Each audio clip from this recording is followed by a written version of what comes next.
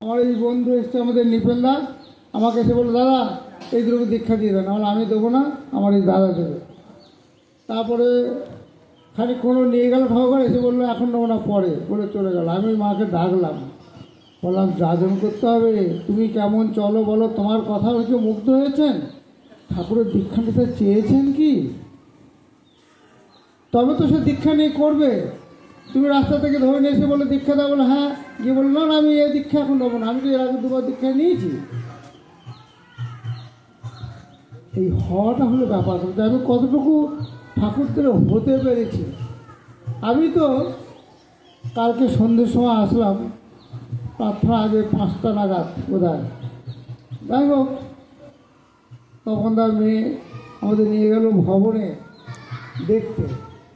তা মনে হচ্ছে ভবনের প্রত্যেকটা ঘর, যখন মন্দিরে ঢুকছি ওই ফুল গাছগুনা তাকিয়ে তাকিয়ে দেখছি, ওই ঘর, এই ফুল গাছ, ওই যে সূর্যমুখী ফুলগুনা তাকিয়ে তাকিয়ে বলছে আমার দিকে তাকাচ্ছ কি, আমাকে দেখার কিছু নেই, আমাকে দেখে যদি মুগ্ধ হও, আমাকে যিনি তৈরি করেছেন, যে সেবা দিয়ে এত বড় করেছেন, তার দিকে দেখো। তার মানে তপনদার দিকে দেখতে বলছেন, যে আমাদের সেবা দিয়েছে, যত্ন করেছে, আদর করেছে, তাই আমরা এত সুন্দর ফুলের সুশোভিত হতে পেরেছি। আসলে তাই বলেন, আমার ঠাকুর ভগবান ঈশ্বর নারায়ণ এসব বলার দরকার নেই, তাকে তো অনেক বিশেষণ দেওয়া যায়, হাজার হাজার, কিন্তু আমাকে দেখে কিন্তু কেউ মুগ্ধ হচ্ছে কি। আমি রাস্তা দিয়ে যখন আজকে লজ থেকে আসছি, তখন একজনে বলছে দেখছি ধুতি বড়টা কি সুন্দর হয়েছে, এই ধুতিটা তো কেচে আমি পড়েছি, যে পড়বে তাকেই ভালো লাগবে। এসেছি কৃষ্ণনগর থেকে এত দূরে, যখন বাড়ির কাছে যাবো রাস্তা দিয়ে বলবে বেটা সেই শয়তানরা যাচ্ছে, টাকা ধার নিয়ে পয়সা দেয় না, মাল কিনে পয়সা দিতে চায় না, ধার শোধ করতে চায় না। তা আমার চরিত্র যদি এমন কথা, আমার ঠাকুরকে কী করে আমি উপস্থাপিত করবো আপনাদের সামনে। ঠাকুর যে তোমাকে দেখে যেন সে শেখে যেরা কে যাচ্ছে, তখন বোঝা যায় আমার ঠাকুরটাকে, ঠাকুরকে ভালোবাসাটা সেরকমই। এই ভালোবাসা কোনো খাত রাখলে হবে না, নিখাত ভালোবাসা চাই। একটা মেয়ে সে একটা ছেলেকে ভালোবাসে, এতই ভালোবাসে, সে নদীতে, ধরুন যমুনা নদীতে জল আনতে গেছে, বড় লোকের মেয়ে, কাকে তার সোনার কলসি, এক হাঁটু জলে ভাবছি জলটা নেবো, কলসা নাড়াচ্ছে, আর তখন দেখছে যে ছেলেটাকে ভালোবাসে সে বাঁশি বাজাচ্ছে ওই পাড়ে গাছের তলায়। হঠাৎ তাকে দেখি, সেই তো আবার তো সেই ছেলে এসেছে ওখানে, ধরুন তার নাম কৃষ্ণ, মেয়েটার নাম রাধা, ধরে দিতে পারেন। তো সে ওই দিকে তাকিয়ে তন্ময় ভাবতে ভাবতে নিজেকে কখন হারিয়ে ফেলেছে, নিজেকে তার মধ্যে বিলিয়ে দিয়েছে। সোনার কলসি হাত থেকে বেরিয়ে যমুনা জলে ভেসে যাচ্ছে, এতটুকু তো আর খেয়াল নেই। ভালোবাসা তো ওই রকম, এই হলো প্রকৃত ভালোবাসা, যে তাকে ভালোবাসতে গেলে জগতে আর কিছু মনে থাকে না, শুধু তার কথা ভাবতে, তার কথা চিন্তা করতে। এমনটি হওয়া লাগে, এমনটি হয়। তাই আসলে যে একটা গল্প করছিলেন সেদিনও, আগেও শুনেছি, আপনারাও জানেন, তার নাম বেটে কুমুর, আসামের বাড়ি, ভক্ত মানুষ, লেখাপড়া জানে না, লিখতেও পারে না, লেখাপড়া জানে না, কিন্তু তার দীক্ষিত অনেক ব্যারিস্টার, অনেক জজ, অনেক ডাক্তার, গাদা গাদা ভুরি ভুরি। তো একদিন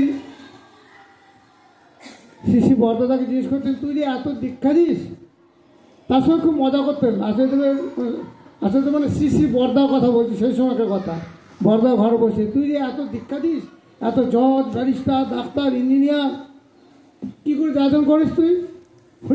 আমি যাজন করি নাকি? তাহলে কী করে দীক্ষা দিস? আগে ঠাকুরের নাম করে বেরোই, বাজার থেকে দুখানা বলতে পারেন স্টেটমেন্ট কাগজ আর একখানা আনন্দবাজার নিয়ে বগল করে বেরোই, যেখানে যাই, যখনই গিয়ে দেখায় বসি বড় বড় মানুষের কাছে, আগে ইংরেজি পেপারটা উপরে রাখি। সে ভাবে যে বাবা ইংরেজি স্টেটমেন্ট কাগজ পড়ে তো বিশাল ব্যাপার, তখন সে সমীহ আমার সঙ্গে কথা বলে, তার নাম ঢুকতে দেবে না। তারপরে ঠাকুরের কথা বলতে বলতে এক সময় দীক্ষা হয়ে যায়। মানে এই যে যেজন কৃষ্ণ ভজে সেজন চতুর, তার অনেক গল্প আছে।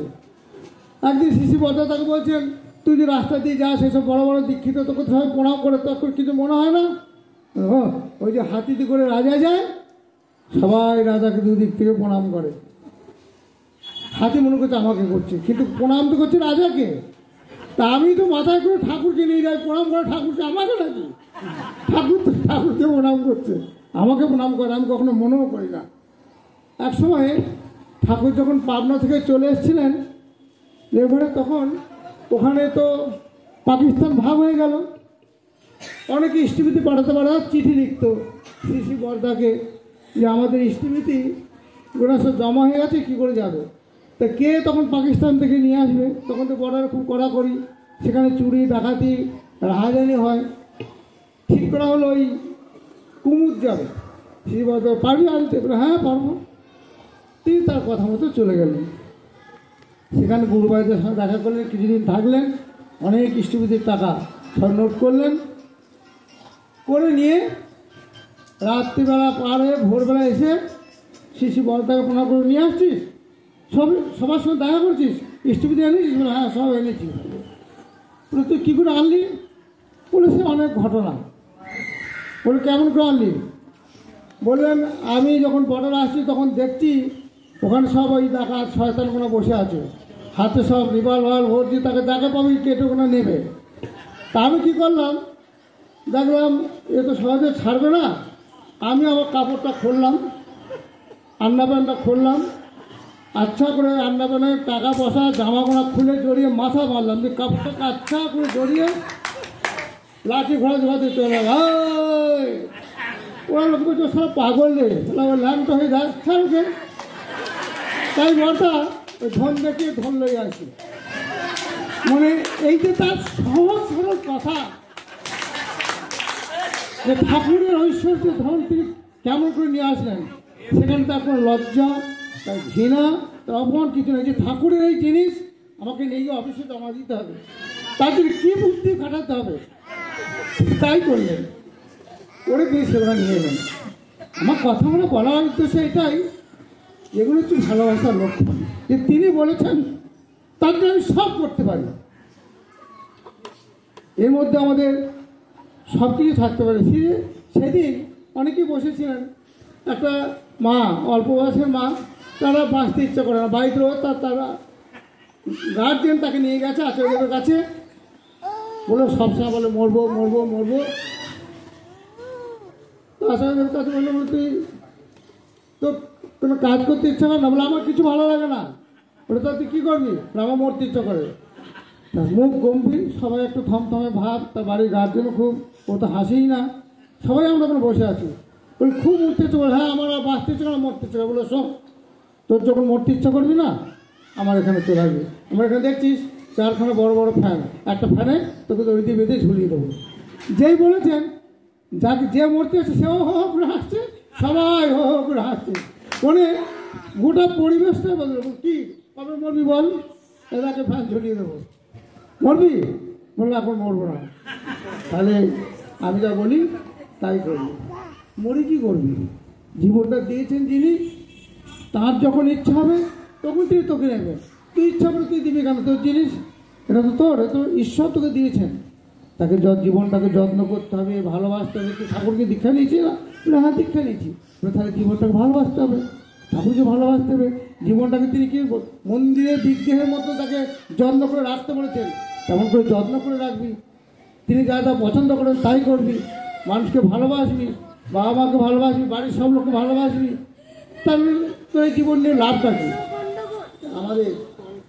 তেমন করে ছোট ছোট কথা দিয়েছেন আমাদের, প্রতি মুহূর্ত আমাদের সবসময় আনন্দ রাখে। কনফারেন্সে আমাদের অনেক গুরুগম্ভীর কথা হচ্ছে, যে এই যদি না করা এই করা হবে, এই করা হবে, এইগুলো করতে হবে, তাহলে আমাদের সব ঋত্বিকদের খুব শাসন করা হচ্ছে। আচার্যদেব গেলেন, তিনি সব শুনছেন ওখান থেকে কী কী আলোচনা হয়। দ্বিতীয় দিন গেছেন, বললেন অনেক গুরুগম্ভীর কথা হয়েছে, জানি আমাদের অনেক গম্ভীর করা হয়েছে, এ না করলে এই করা হবে তাই করা হবে, কিন্তু আমাদের কোনো ভয় নেই। একবারে একটা লোককে দুবার দীক্ষা দিলে তাকে আবার সেই মতো ধরা হবে। বলে আমরা যা খুশি করে যান, দীক্ষা দিয়ে যান, আমি তো আছি, আমি আছি, আমার কাছে আসবেন, আমি আপনাদের সব ঠিক করে দেবো। এই তো তার আশ্বাস, তার ভালোবাসা, যে আমরা যা খুশি, আমাদের ভুলভ্রান্তি হতেই পারে, তিনি তো আছেন, আমাদের তো ভেসে যাওয়ার কোনো সুযোগই নাই। তিনি সহস্র হাতে হাত বাড়িয়ে আছেন আমাদের ধরার জন্য।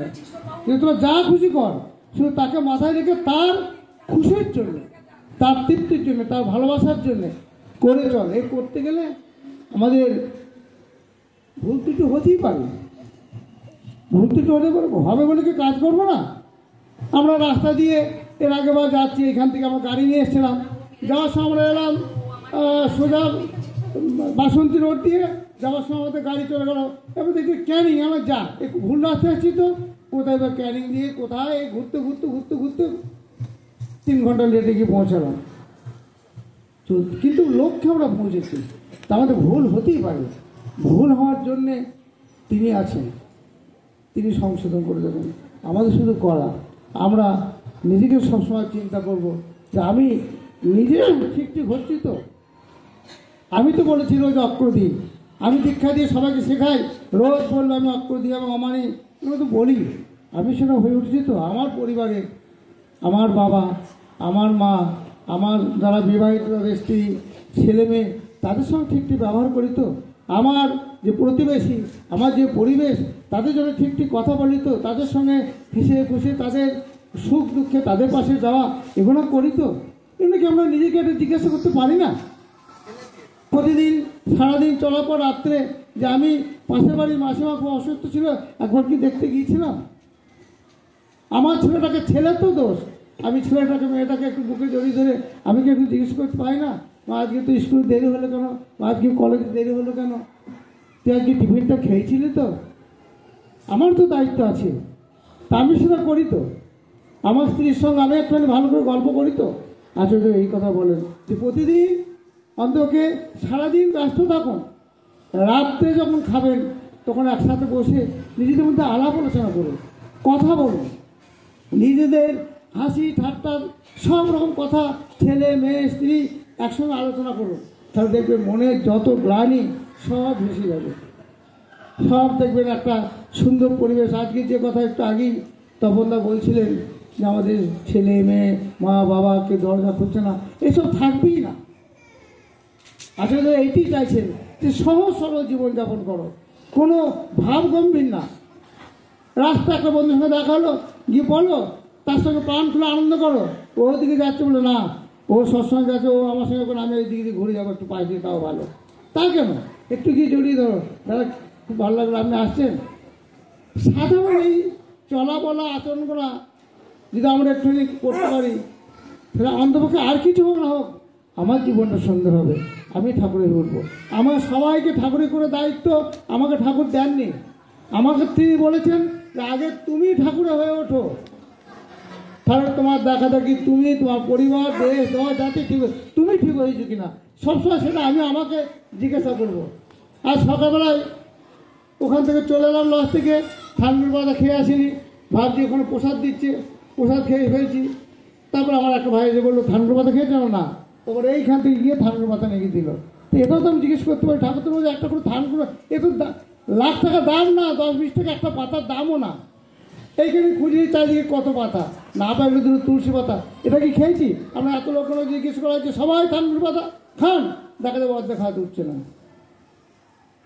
এই ছোটোখাটো তিনি আমার ভালোর জন্য যা বলেছেন, যা বলেছেন যে রেগুলার আমাদের করণীয় যা, যে একটু ইষ্টবিধি করা, সকালবেলা নাম ধ্যান করা, সময় মতন পাঠানো দেওঘরে, সকলের সাথে মিলেমিশে চলা, এগুলো করছি কিনা, এগুলো বারবার নিজেকে জিজ্ঞাসা করা যে আমি করছি তো, আমি করছি তো। আর আমি যখন ঠিক করবো তখন আমার দেখা দেখে আমার পরিবারে, আমার বন্ধু সবাই দেখা যাবে। আজকে তপনদা, তাকে দেখে আমাদের ভালো, আমাদের বন্ধু মানুষ, আমরা একসাথে নদিয়া বহুদিন ছিলাম একসঙ্গে। আর শ্রী মেস্তার সাথে কত জায়গায় ঘুরেছি, নর্থ বেঙ্গল এইদিকে কত, এই দ্বীপগুলো সব ঘোরা সৌভাগ্য হয়েছিল তার সাথে। তিনি কত কষ্ট করতেন, কত ভালোবাসতেন বলে আজকে একটু তপনের বাড়ি যাবো না বলে, এগুলো হচ্ছে ভালোবাসার টান। হঠাৎ তখন বাড়ি সন্ধ্যে সময় বাড়ি থেকে ঘুরতে ঘুরতে বাড়ি থেকে আগে বৌদি বাড়িতে আছেন, হঠাৎ ফোনও করা যাচ্ছে না, কাছে কি তখন ওইখানে কি বলে এটা খাবো সেটা খাবো, এই যে সংসার করা কোনো বিরক্তির ভাবনা। একবার মনে আছে পুজোতে মেজদা কাকুর কাছে বাড়িতে আছেন, আমরা জীবনদা নাম শুনছেন, ডক্টর জীবন চক্রবর্তী আমাদের বন্ধু, সেও শিবিরের মানুষ, সে থাকে ভিআইপি নগরে তিনজলায়। সকালবেলা একটুখানি করে রোজ আমরা হাঁটতাম, তো সেবার তখন আমি নেই, মেঘদা একা হাঁটতেন, হাঁটতে হাঁটতে কী মনে হলো জীবন দেখে আসি জীবন কী করছে। 8 কিলোমিটার রাস্তা কাঁকড়গাছি বাড়ি থেকে ভিআইপি নগরে জীবনদা বাড়ি পাক্কা 8 কিলোমিটার, হাঁটতে হাঁটতে চলে এলেন। তখন প্রায় 9টা বেজে গেছে, জীবনদা অফিসে বেরোবে, সাইকেল নিয়ে টিফিন 4খানা ছোটো ছোটো রুটি একটু আলু ভাজা নিয়ে সাইকেল নিয়ে বেরোতে যাচ্ছে, দূর থেকে দেখছি মেঘটা পুরো জামা গেঞ্জি ভিজে গেছে, হাঁপাচ্ছে। এসে বললাম একটু বসবো, চেয়ারে বসতে দিলেন, বলি তুমি অফিস যাচ্ছ? কী বলবে চুপ করে আগে বেরোচ্ছিলাম। তোমার হাতে কি বলে ওটা টিফিনে করে বলে দেখি, সঙ্গে সঙ্গে টিফিন বাক্স খুলি নিয়ে খেতে শুরু করলেন। আমার খুব খিদে পেয়েছে। বললে লোক খারাপ হয়ে ওঠে যে এগুলো হচ্ছে ভালোবাসার লক্ষণ। তিনি পূজ্যপাদ মেজদা, তাকে দর্শন করতে হবে, প্রণাম করতে হবে, তার ভোগ কেমন করে আপনারা জানেন। তিনি 8 কিলোমিটার রাস্তায় হেঁটে এলেন একটা ছেলেকে দেখার জন্য। কেন? শুনেছি তার ছেলেটার শরীর খারাপ, তোমরা যে দেখে আসি। ইচ্ছা করলে কি তিনি একটা ট্যাক্সি করে আসতে পারতেন না? তার কি ওখানে গাড়ি নেই? ওখানে গাড়ি সেখানে পড়ে রয়েছে। ভালোবাসা কোনো মাপকাঠি হয় না, যে যাকে ভালোবাসে এরকমই উদাহরণ সৃষ্টি হয়। আপনাদের সময় নষ্ট করবো না, তোমরা খুব ধৈর্য ধরে আছেন। আবার বলছি যাওয়ার সময় পায়ের ধরে দিয়ে যাবেন একটুখানি। সবাই ভালো থাকুন, জয় গুরু।